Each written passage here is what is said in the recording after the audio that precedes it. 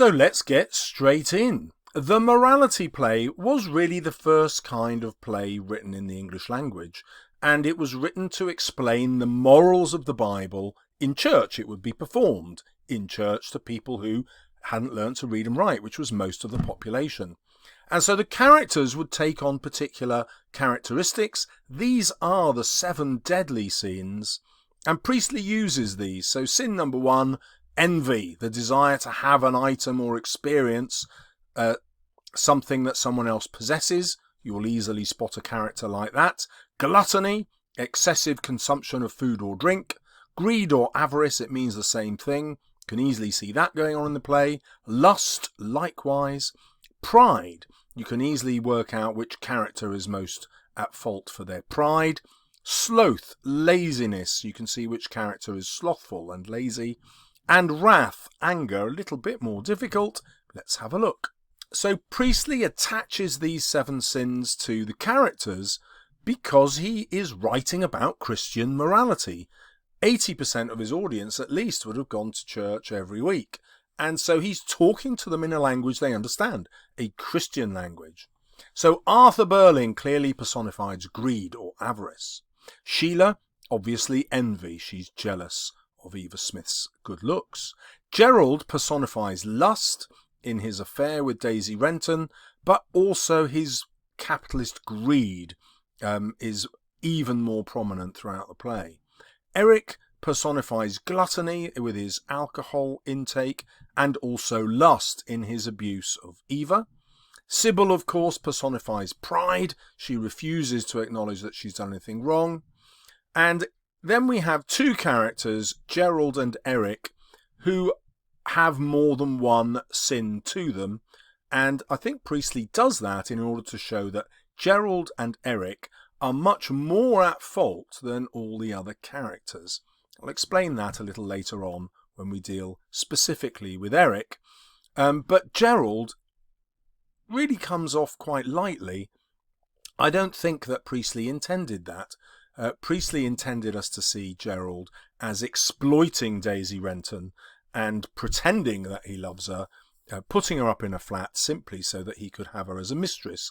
And she's incredibly cheap. He pays her hardly anything, and this would actually be a much cheaper arrangement than paying for something at the palace bar.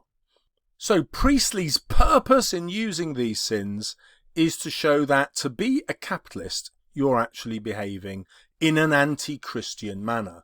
And therefore, the consequence of that is if you want to be a good Christian member of society, then you must also be a socialist. That's Priestley's message. Right, I told you that he used the morality play in order to teach in a Christian language that his audience would understand. And he also does that through the inspector's words.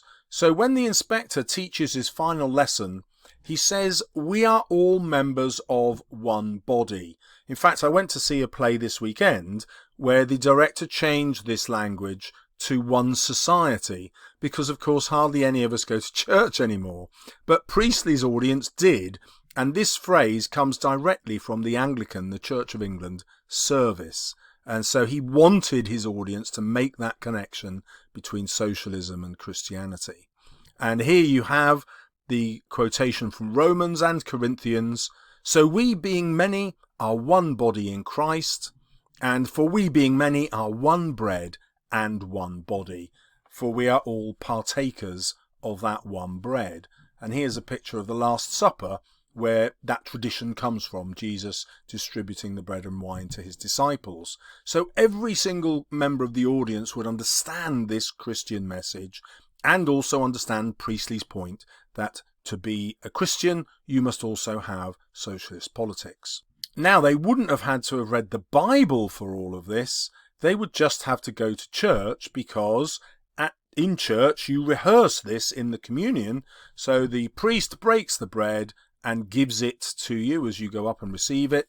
And he uses these words, and it would have been a he in those days. "We break this bread to share in the body of Christ." And then the congregation, everybody chants back in unison, "Though we are many, we are one body." because we all share in one bread. So hopefully you fully understand not just that he has a Christian message, but that his audience would fully understand this because about 80% of them were regular churchgoers. Okay, this is also important to Priestley because of the notion of free will.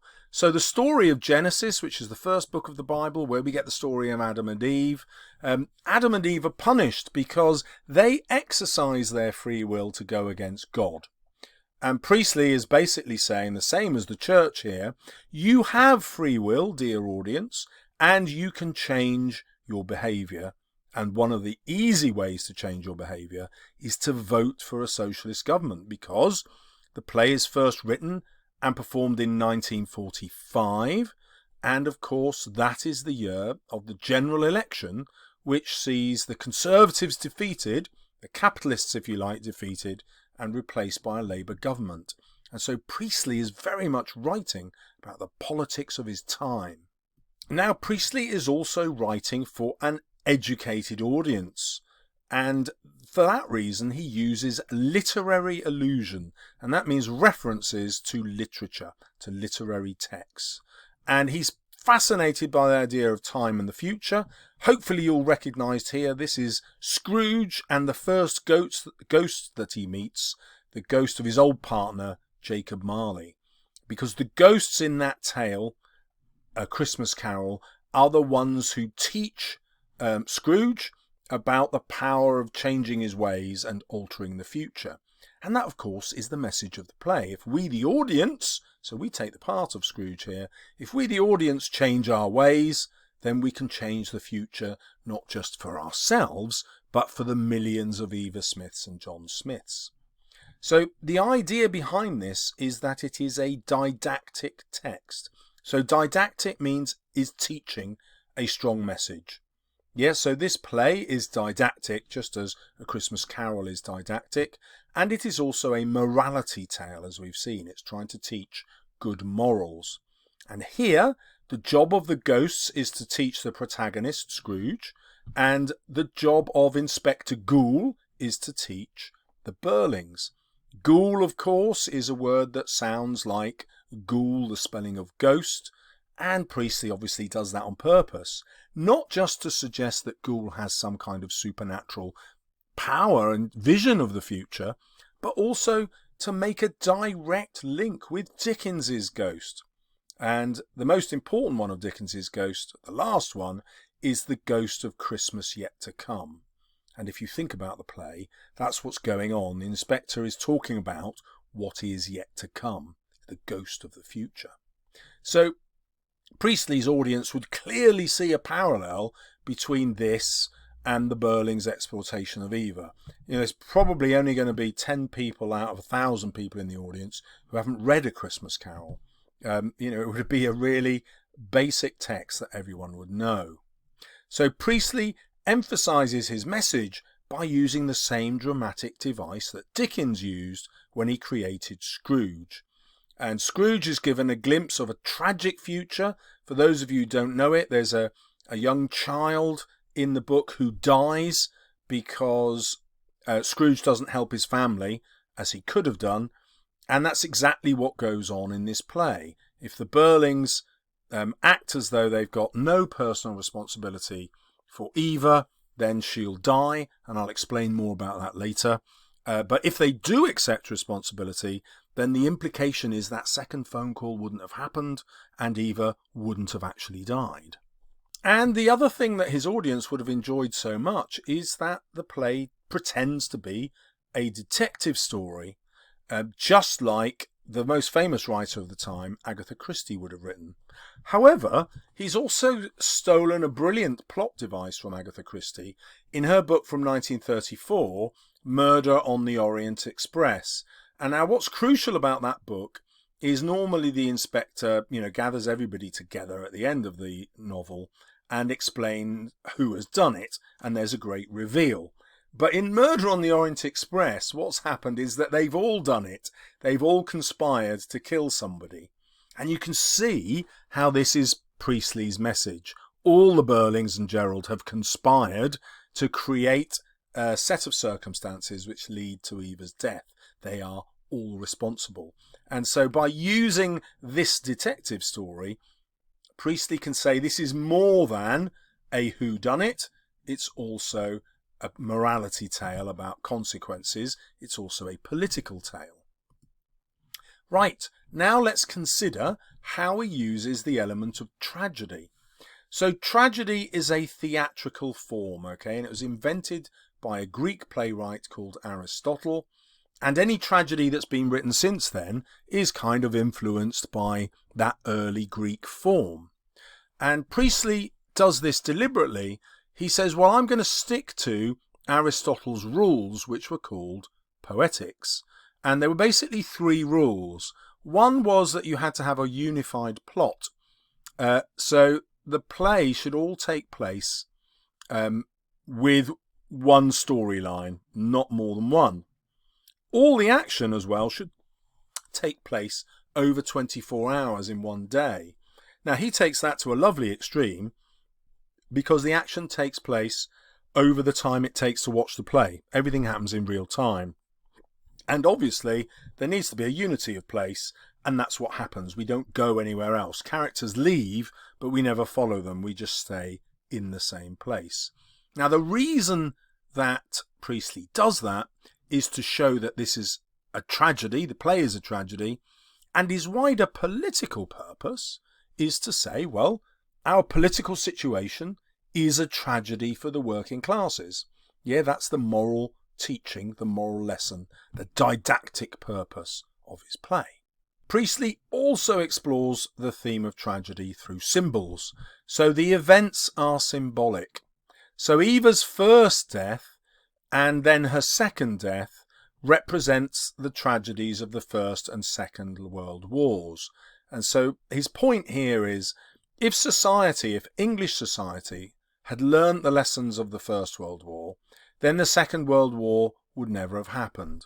But instead, what he'll argue is that the capitalists made a huge amount of money out of the First World War and were therefore quite content to earn loads of money out of the Second World War, and therefore encouraged war. War was not something that big business was afraid of. It was something that big business welcomed. And that is a tragedy, certainly according to Priestley. And so he attacks the capitalist classes for not preventing war. And it's really important to understand that he's not just writing about the rich against the poor, the Birlings against Eva. He's writing about a society which exploits the poor so much that it will send them off to war, and so much that they will send their own sons off to war. So Eric, for example, probably would have died in the First World War. That's why the action is set in 1912. So the audience in 1945 would know that Eric is probably dead. Gerald is probably alive. He probably didn't fight in the First World War. He's slightly older. And so he would have led his father's business in the profiteering, the way of making loads of money out of the First World War and the Second World War. More of that later. The other tragedy, of course, is the fate of the working classes. And Eva Smith, as I've already discussed, is a symbol not just of herself, not just of women, but of the millions of Eva Smiths and John Smiths. Those, of course, are the inspector's words. So they are all victimized by this society. And the other elements of tragedy are obviously death, which we get twice here with the two deaths of Eva Smith. Hamartia, the idea of the fatal flaw of the main character. Well, we can see that as the 7 deadly sins, which we attach to the earlier characters. And then also the great civilian tragedy of the Titanic, which Priestley uses to symbolize the great sinking of the upper classes. So the Titanic represents these capitalists who are destroying themselves through their addiction to capitalism and luxury. Right, let's get a bit of a better definition of what capitalism is. What does it mean in plain English? Well, in a capitalist system, businesses make money for the people who own them. And these people are represented by the Birlings and the Crofts, who, you remember, are not real people. They are constructs. And so you're going to use that word in your writing. They are constructs to represent the business classes, the capitalist elite. In a capitalist society, the rich buy shares in a business, and when that business makes a profit, this money is paid out to all the shareholders, and it's called a dividend. Now, what does that mean? Well, it means that in most capitalist economies, the rich keep getting richer because they own parts of the successful businesses. Those businesses make more money, and therefore those businesses pay more money to the rich. And if you haven't got enough money to invest, you can't get in the game, you can't earn more money. So they earn more and more money through investment because they own part of the company, and also dividends, the profits that they get. But here's the really big thing. The tax rate on dividends is much lower than the tax rate on wages. So for example, now, if you own shares in a company and it pays you dividends, you only pay tax on, I think it's 7.5% of that. Whereas if you earn wages, you pay tax at 20%. So what happens to the rich? Well, they make loads more money and they get taxed less on that money. And you can see how in a capitalist society, everything is geared up towards the rich getting richer and the poor getting poorer, or at least not getting richer. It's this fundamental injustice about how a capitalist society is organised that Priestley objects to. Okay, the opposite of this, of course, is socialism. What does that mean in plain English? Well, here, instead of big business being owned by the rich, all the big businesses are owned by the government. And the kinds of big businesses we're on about are all of transport, the railways, car manufacturing, house and road building, gas suppliers, electricity suppliers, telephone suppliers, coal, which of course was huge in those days, so all the energy supply, steel, all those big businesses were owned by the government. Well, what happened to those profits? Well, those profits would go to the government. What did the government do with those? Well, it would spend it on government legislation, which I'll explain in a minute, but they'd also make sure that all the workers were paid a fair wage, because they did the work, so the government would make sure anybody working in these industries would be paid well. Then the government would spend those profits on looking after the people through healthcare, doctors, hospitals, through education, welfare, social security, sickness benefit, all those things. And all those things would be free, and so no one would be so poor that they didn't have great health provision, great education, and great social welfare. And then the essential things that we all need, like water, like gas, like phones, like electricity, would also be supplied by the government. Not as it is now in a capitalist system where you have to pay for all of those things. And trains and bus prices would be kept really low because the idea was to make those usable, not to make loads of money out of them. And then you'd get money spent on social welfare, so everyone would be looked after. So this makes a society much fairer. People who don't like the socialist system say, well, it might make the society much fairer, but it takes away the desire to work hard and earn more money, because the money that you earn doesn't come to you, it goes to the government. And therefore people get lazy, and so nobody is particularly rich, or very few people are very rich. So whatever your political views, Priestley, of course, believes that capitalism was immoral and anti-Christian, and that socialism was a moral way of behaving and was Christian. And so he presents his play as a way of teaching morality, the proper way of behaving. He is, if you like, a teacher in this play, and there's an important reason for that. His father was a teacher, so Priestley is the son of a teacher. He's used to thinking in this didactic way. Remember, didactic, teaching explicitly. And his message: we are all responsible for everything that happened to everyone. That's what Birling says in disgust, but that's what Priestley believes as a moral way of behaving. So the inspector is didactic. He is a teacher in this play. He's not there just to discover what has happened. He's there to train the Birlings and the audience in the auditorium what to think. So Birling says, How I choose to run my business is not relevant. Like, how would that be relevant to the death of Eva Smith? And the inspector replies, well, actually, it might be, because business and capitalism is what is affecting everybody in the audience. And as he points out, it is better to ask for the earth than to take it. So what he's suggesting here is that capitalists are parceling up everything that should be available to all humankind, putting a price on it, and making sure that they own the profits from that. And then the use of this metaphor of taking the earth clearly portrays capitalism as theft. It's stealing something that doesn't belong to them. He makes this idea of capitalism as theft much more explicit when we look at Eric. So Eric has stolen money from his father's business, and he's actually stolen £50. Now, all that money is more than he could possibly have given Eva. Now, he pretends that he's given it to Eva, but actually must be spending a huge amount of it on himself and be in denial. How do we know this? Well, because that's much more than the 25 shillings a week that Eva wanted when she went on strike. So what we're looking at here is Eric stealing loads more money than he needs for Eva and spending loads of it on himself, but denying this. He never mentions it.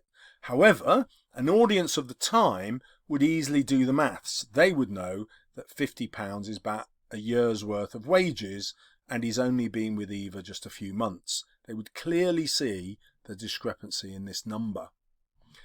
Now, this is why the inspector accuses Eric of theft. He says to Eric, you stole the money, because Eric represents capitalism. Priestley's purpose is to show that all capitalism is stealing money from the poor or the workers. After all, it's the workers who produce the profits, but they don't get the benefit of those profits. Those profits go to the rich. So capitalism is theft. And Eric, of course, says not really. So this denial symbolises how capitalists don't view their taking of profits as a crime. They view it as the natural order of things. You know, I've got loads of money, I invest it in a business, and therefore it's right that that business pays me loads of money, because without my investment, it couldn't make loads of profits. And so there's a justification in the capitalist system, according to Priestley, which is a lie. It's really stealing.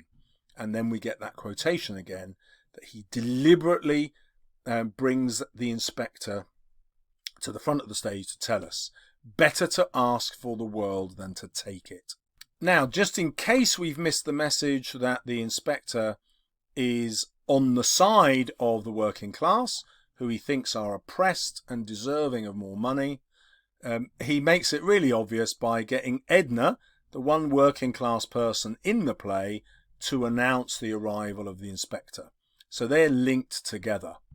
And Edna also has words which are virtually the play's title. She says, an inspector's called. And Priestley does that deliberately to show how her words are super important. They're the same words as the title of the play, because the play is there to represent her. Well, you might say, well, why has he therefore got rid of Edna if she's so important? Well, because again, symbolically, what do the capitalist classes think about the working class? They ignore them. They are non-people. They are not interesting to the capitalist classes. And that's why Edna disappears from the action, to reflect the lack of importance that she has in the lives of the rich. And it's that lack of importance that Priestley's attacking. And he gives Edna a voice. It's the inspector's voice.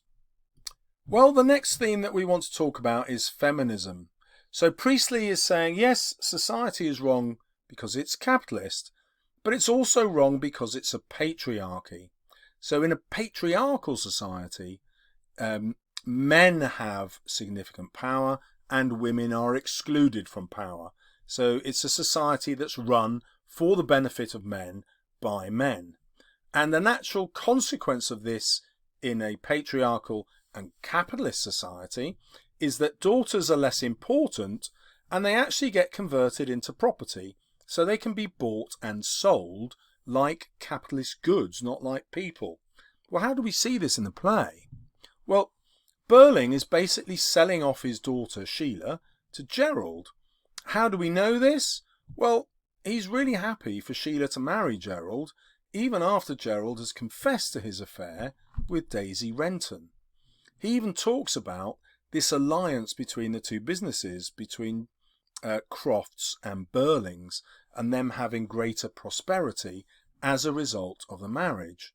So, to Birling, he's selling off his daughter in order to create a more prosperous business. Well, you might say, well, she loves him, doesn't she? I mean, it's just a natural advantage of the fact that she loves somebody who is involved in another business. Well, I'd argue against that and say he's actually asking her to marry somebody he knows is an unsuitable husband. He should be critical of Gerald, knowing all about these women of the town in the Palace Bar. He obviously expects Gerald to simply be paying for sex with women, because that's what upper class men do. He's not critical of it, and he still expects Sheila to accept it. And we can also see this when Birling hears about Sheila's friend, who is virtually sexually assaulted by Alderman McGarty, who only escaped with a torn blouse. So most girls obviously aren't lucky as that, escaping with only a torn blouse. And Birling is not horrified at Alderman McGarty's behaviour. He's horrified at Sheila for bringing this up now. So this is how Priestley attacks the patriarchy. He looks at Birling as a father, and he says that he's a totally unsuitable father. He's willing to exploit his daughter, and he's making that strong link between exploiting her for business and exploiting her sexually. So finally, when he hears about Gerald's sexual infidelity, he thinks that she should just put up with it, and the quotation to prove it is, "Now, Sheila, I'm not defending him, but you must understand that a lot of young men," and we know what follows here, the logical argument, a lot of young men behave this way, it doesn't really mean anything, you should just put up with it. And the quotation I haven't included here is the one where Mrs. Birling says exactly the same thing. "I had to put up with this," she says, meaning when her husband, Sheila's father, was younger, he was obviously off having affairs as well. Well, if the play is written in 1945, that's very early to have a feminist message. So what's going on here? Well, the inspector deliberately focuses on these young women. You know, Eva is a young woman, Sheila is a young woman. The heroes, if you like, are women. All the women in Priestley's audience can now vote in 1945, but when the play was set in 1912, they couldn't vote. So Priestley wants women to start thinking about exercising this right to vote, and to do it in a socialist way, which is why he's writing a feminist play. And he teaches a feminist viewpoint. We should put ourselves in the place of these young women, counting the pennies, he says.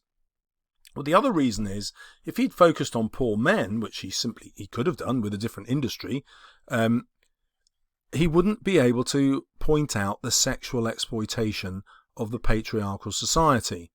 And he wants to point that out because he's saying to his female audience, if you want a fairer society, you've really got to think about a society that believes much more in the equality of women. Again, vote socialists. And of course, in 1945, there is a landslide election victory for the Labour Party, and a significant factor in that is that so many women can now vote and have obviously rejected that capitalist society. They've rejected the Conservative Party. And the other reason he wants to write a feminist play is that in a patriarchal society, war seems like a good idea. It is, if you like, a masculine capitalist solution to society's problems. And so the last words of the inspector are, if men will not learn that lesson, then they will be taught it in fire and blood and anguish. Now, this use of men doesn't just mean mankind. He's pointing out that men are the problem. Because men have the capitalist power, they will see war as a solution to society's problems and be quite happy to go to war. Whereas the opposite would happen if women were in power. They would be much more reluctant to take us to war. Let me put that in a little more context for you. So Priestley is showing that Birling and the capitalists like him made a huge amount of profit from war. And this is dramatic irony here. So let me show you what I mean. When Birling says at the beginning of the play, there's a lot of wild talk about possible labour trouble in the near future, the audience knows that there was huge strikes before the First World War and also after the First World War in 1926 and the 1930s. Now, many historians look at the First World War in 1914 as a way to stop these labour troubles. So a huge proportion of the working public were going out on strike in 1912 and 1913, and they called off those strikes when we went to war.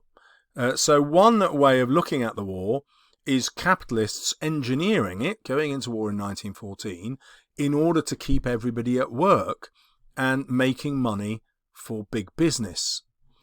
Now, the politics of the time had this phrase, a hard-headed businessman. This is the phrase that Birling uses to describe himself. But Sir Stanley Baldwin, who was a Prime Minister 3 times between the 2 world wars, used this phrase, hard-faced men who had done well out of the war, in order to attack the capitalists who had made all this money.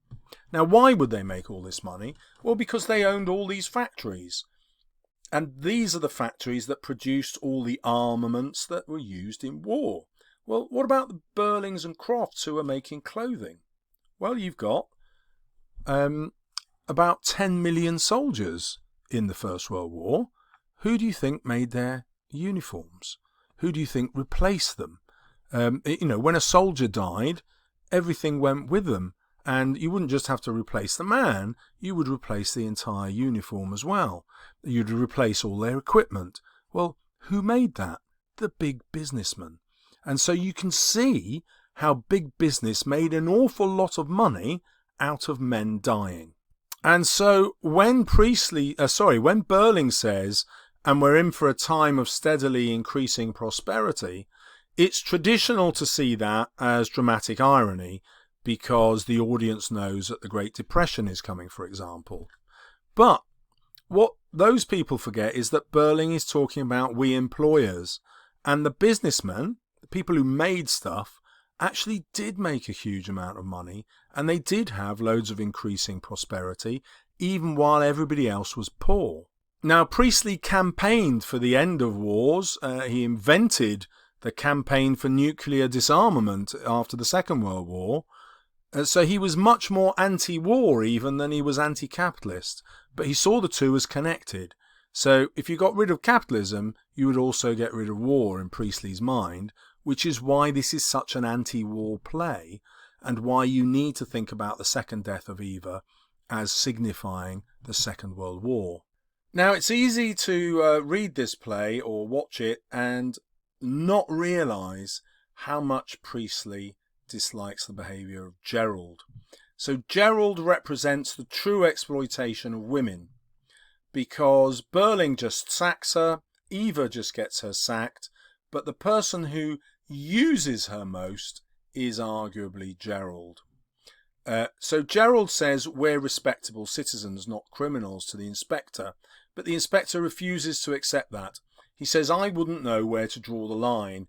In other words, he's suggesting that all capitalists are criminals. They're robbing the workers and robbing the poor. Gerald understands that argument perfectly and says, well, fortunately it isn't left to you, is it? And fortunately reveals that he knows he's exploiting the workers, but that the law says he can get away with it. And the is it implies that he knows he's going to be able to keep on getting away with it. And we can see that in his relationship with Eva. He puts her up in a flat that doesn't cost him any money. It comes from his friend who's gone off to Canada. And he keeps her there only so long as that rent is free. And as soon as the friend comes back, he gets rid of her. He dumps her. So we can see that to Gerald, his relationship with Eva is entirely an economic one.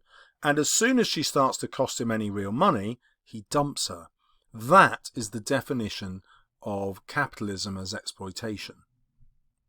Now, the other terrible thing about capitalists, in Priestley's view, is that they deceive themselves that they're not exploiting people. And being able to believe something despite the evidence is called sophistry. So it's this ability to pretend, even to yourself, that you believe one thing based on the facts, when the facts tell you something the opposite. Now, let me show you what I mean. So when Gerald comes back, he exposes the inspector as a hoax. So fine, it's not a real inspector.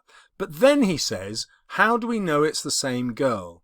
Now, the point of asking that question, as Sheila points out, is useless, because even if it was all different girls, it wouldn't really make any difference. They'd all have done exactly the same sinful thing to a different girl instead of all to the same girl. So they're not let off the hook. Morally, they've committed exactly the same wrong, whether they did it to separate girls or the same one. But Gerald pretends that it does matter that it's the same girl. That's where the sophistry comes in. This is made even more apparent when we think about all the ways that the girls each of the Birlings have experienced are the same. And actually the person who points this out is Gerald when he describes her to the inspector. So he says she'd lost both parents, and that corresponds to what the other characters already know about her. She came originally from somewhere outside Brumley, which also corresponds. He says that she came from a farm, which is exactly what Birling had said, that she was country bred. She'd had a job in one of the works here, in other words, Birling's. She'd had to leave after a strike. She'd said something about the shop too. And so her exact age matches, her appearance, that she had brown hair and blue eyes matches, and it all happens at the same time in the timeline from 1910 when she started working for Birling, and so on. In other words, the coincidences are just too great. It absolutely, obviously has to be the same girl, but Gerald denies this to give the upper classes, symbolised by Birling and Mrs. Birling, the opportunity to pretend that they are not exploiting people. So Gerald is very much to blame. Now let's think about capitalism and the failure of the younger generation, because it's traditional to look at the end of the play and say, well, Sheila and Eric learn the lesson of the inspector, don't they? And if only they had been allowed to stay in power, then everything would have been all right. We wouldn't have had continuing capitalism. We wouldn't have had the Second World War. The lessons would have been learnt. And Sheila sounds like she's learnt the lesson, because she says, no, because I remember what he said, how he looked, what he made me feel, fire and blood and anguish. But the death of the second Eva still happens. The Second World War still happens. So Priestley is saying that Sheila learning that lesson is not enough. So one reason it's not enough is that she is a woman, and in 1912, she doesn't even have the vote. So she doesn't have any political influence, and obviously, in a patriarchal society, as a woman, she doesn't have any influence over business either, and therefore she can't change society, no matter what happens. But there is another possibility, because poor old Sheila rejects Gerald. She's no longer going to be engaged to him, gives him the ring back. But what can she do in a society that doesn't allow women to become professionals, for example, that doesn't allow them much independence unless they're married? Well, the only way to have any kind of equality is for her to marry. Well, under those circumstances, she's going to marry the best person that she can find, someone who's going to give her financial independence. So when Gerald asks her to take back the ring, she doesn't reject it entirely. She says, "No, not yet. It's too soon. I must think." And when we look at those words again, we can see that the probability is that she will accept Gerald. And so although she's learned the lesson, because society is patriarchal and loaded against her, she'll probably still be a victim of it. She'll probably still accept Gerald, because any upper class man that she marries will be exactly like him, would still believe in being unfaithful and doing what he wants. And the other clue that they haven't really learnt the lesson is that Eric has a total lack of responsibility. Remember when he'd stolen money from his father, and that was obvious, there was no denying it, he did deny it. He said, no, not really, because he intended to pay it back, even though Birling pointed out that he wasn't earning enough to pay back. So Eric is lying to himself, and this is symbolic, again, of how capitalists lie to themselves about not exploiting people. And the other thing about Eric learning the lesson is that everything he tells us at the end of the play is when he's drunk. And just in case we've missed the fact that he's drunk at the beginning of the play, when he comes back, the inspector gives him more brandy. He says to Birling, who objects, no, he needs it. And so Eric is clearly drunk when he sympathises with Eva. Well, what's going to happen when he sobers up? Symbolically, Priestley is saying that even Eric, the young rich who might see a better way of behaving, still wouldn't. When reality sinks in, they will still be capitalists like their parents. And that's why the lessons of the First World War weren't learned, and why the country suddenly ended up in a repetition of it with the Second World War. We can also read the play as a real attack on male behaviour. So I've already described how Gerald represents male exploitation, but we've not really thought about Eric. Now, I have to be careful here because I don't want to be demonetised, so you're going to have to read between the lines here.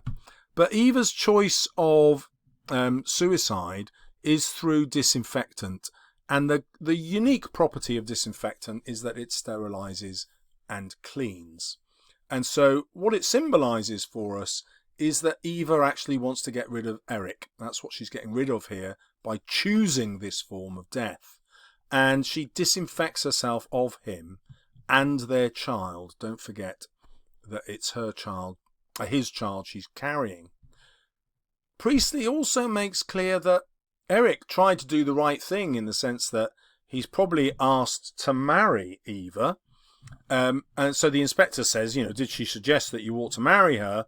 And Eric says, no, she didn't want me to marry her. So they must have had that conversation, and Eva has just rejected him. Even though he's rich, even though he'll be able to provide for her and provide for the future of their child, his behaviour towards Eva is so disgusting that she would rather die. Right, let's now consider the importance of characters' names. It's easy to slip some of this into any character you're talking about and grab some bonus grade 7, 8 and 9 marks.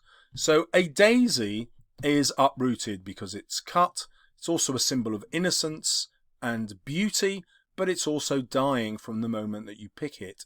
So here you can see that when she calls herself Daisy, she is kind of reading her own future and realizing both that she's an innocent victim, but also that she's not likely to survive.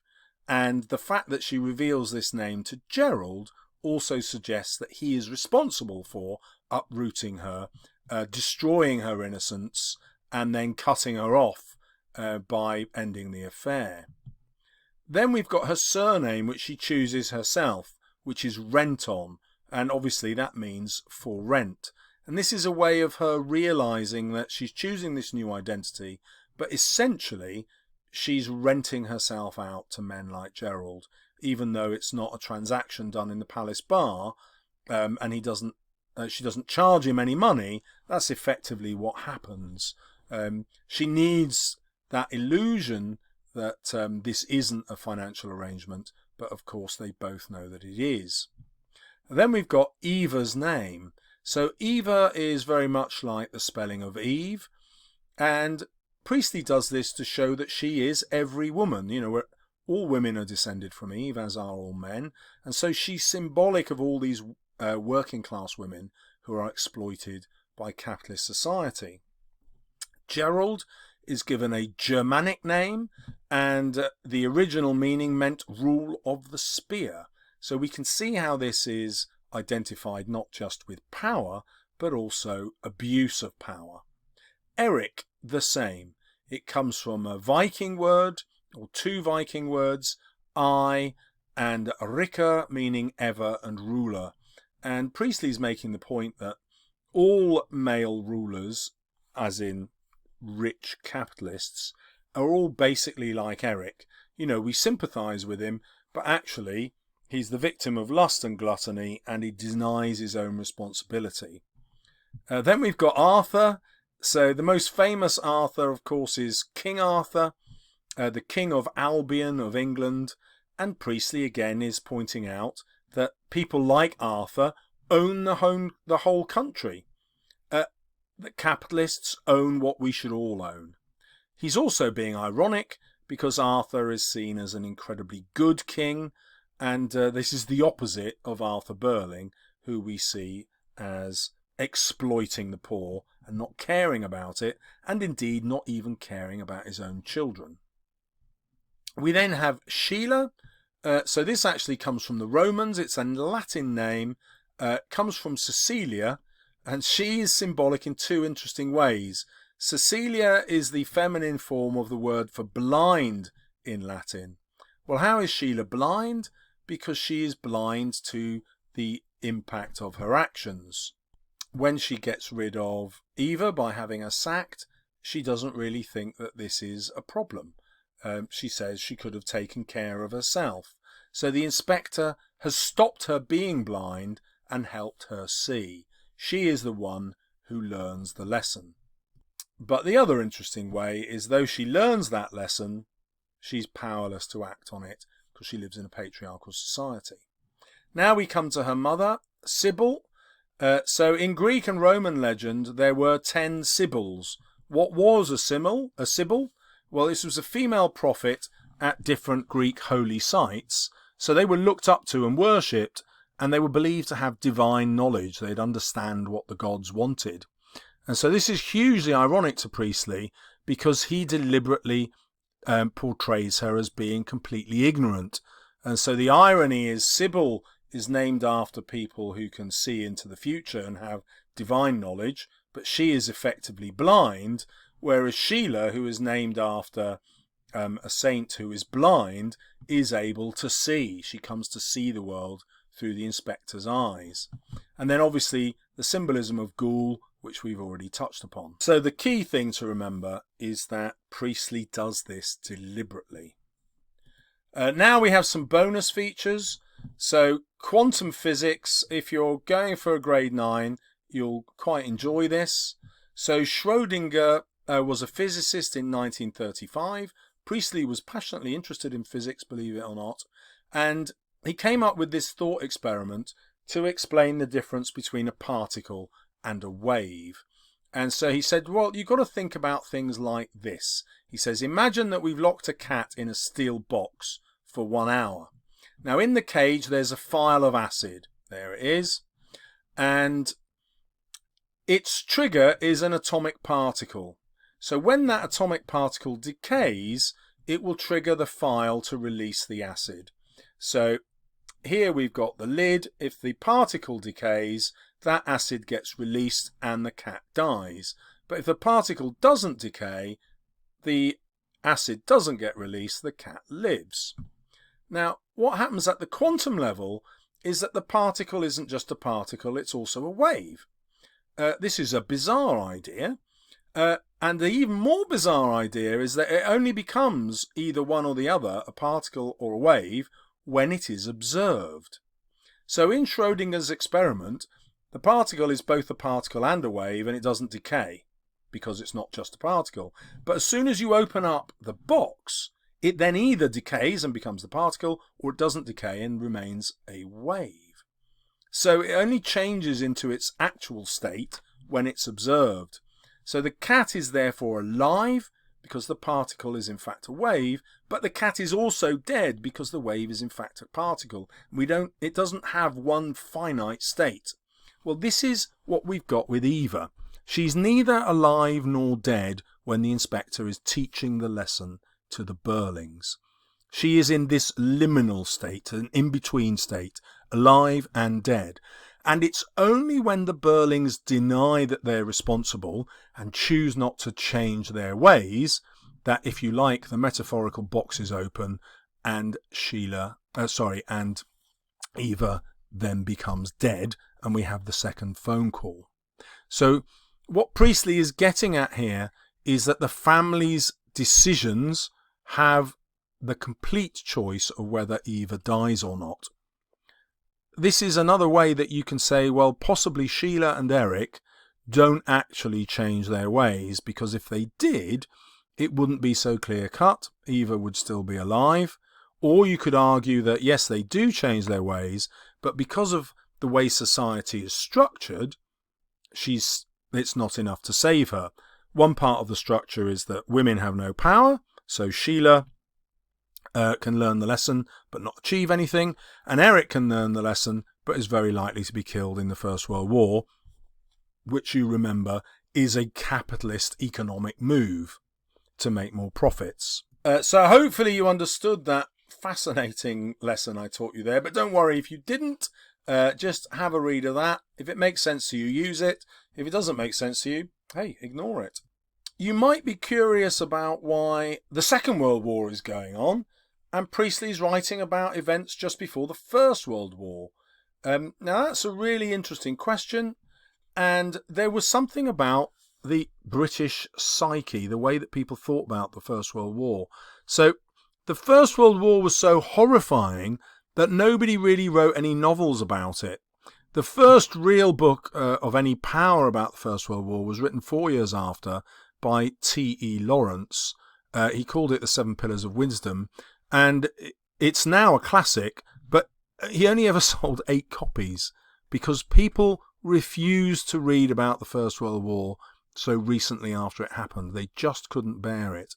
The first time that people could bear it were 2 years, 1929 and 1930, when over 60 books about the First World War were published. There was a kind of massive creative outpouring. But that didn't carry on. It was like a catharsis, a release of emotion. And after 1930, those sorts of books just about dried up. Now, one of the most famous is Robert Graves' Goodbye to All That. And in it he said, "Once this has been settled in my mind and written down and published, it need never be thought about again." So one of the things that Priestley is coming back to in this play is to say, actually, this was a mistake. We found the war so horrifying that we refused really to discuss it properly in society. And now that there's been a Second World War, he can't allow that to happen. They've got to discuss it. Of course, there's another element of dramatic irony here, because he sets the play in 1912 and never gets to the war, and he doesn't actually write about the war in 1945. So we could argue that actually he's doing exactly the same as before, and having that kind of British stiff upper lip, refusing to deal with the enormous emotional and social cost of warfare.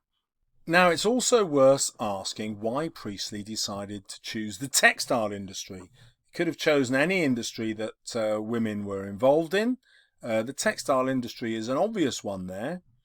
But there's another reason. It's because he wanted to talk about the manufacturing decline. He doesn't bore us with figures, but he tries to show us that capitalists are stupid. And that's why he gives Birling the speech about the Titanic being absolutely unsinkable. The Titanic therefore becomes a metaphor for British manufacturing. And I'll show you figures in a minute which show you how basically British manufacturing was sunk between 1912 and 1945, or even between 1870 and 1945. Amazingly, there were 3 textile businesses which were in the top 98 largest industrial companies in the world in 1912. And The third largest was a British textile firm, J&P Coats. And hopefully you can see the common name, if you like, between Coats and Crofts. Very similar sounding. And when Priestley chose Crofts as the business, he very much had in mind Coats, the business that all the audience would have known. It's like the same way that we know who Heinz is, or Coca-Cola, or Boots. You know, this would be a big, big, massive firm that everyone in the country would know about. And Crofts is not just a similar sounding name to Coats. This huge, massive company was actually owned by a family, just like Crofts is. So it's really easy for the audience at the time to realise that Gerald Crofts' business doesn't just represent the rich, it represents the mega rich, it represents Coats, industry that has controlled the country in many ways, the wealth of the country, and has then been in a massive decline by 1945. And Priestley's point is that massive decline in manufacturing output was already evident in 1912 when he set the play. So here is the UK in 1870, and the UK owns 31.8% of the manufacturing business of the entire world. So nearly a third of the world's money is in the UK. I mean, that is just unbelievable. In 1913, just before the Second World War, just before the First World War, Britain still has a staggering 14% of the world's manufacturing, but you can see what a massive decline that is from 1870. And you can also see why Britain chose to go to war with Germany, because by 1914, who had overtaken them as a greater economic power? Germany. 15.7% of the world economy, of the manufacturing economy, whereas in 1870, Germany was a nobody, and Britain owned 3 times as much as the Germans. But suddenly they're an economic powerhouse under threat, which is why we ended up going to war. It wasn't just that business people became richer by going to war, they would then damage their greatest European competitor and pick up Germany's manufacturing business. So I'm aware that I've been the worst kind of teacher. I tried to get this down to half an hour, and it's nearly an hour. Blimey, I'm sorry I talk so much. Hopefully you've been playing it on 2 times speed. If you'd like even more in-depth analysis of all of these, why not try my Guide to an Inspector Calls? That's the ebook version, that's the paperback version. It is truly awesome and will teach you much more than you've ever been taught in your lessons, as I hope this video has shown. You're amazing if you stuck with me this far, and that's why I've left the advert for the guide at the end so you don't get fed up. But they are genuinely brilliant, and there's lots of white space you can write your revision notes on and get grades 7, 8, 9. Should be easy. See you soon on my channel, I hope. Good luck in those exams.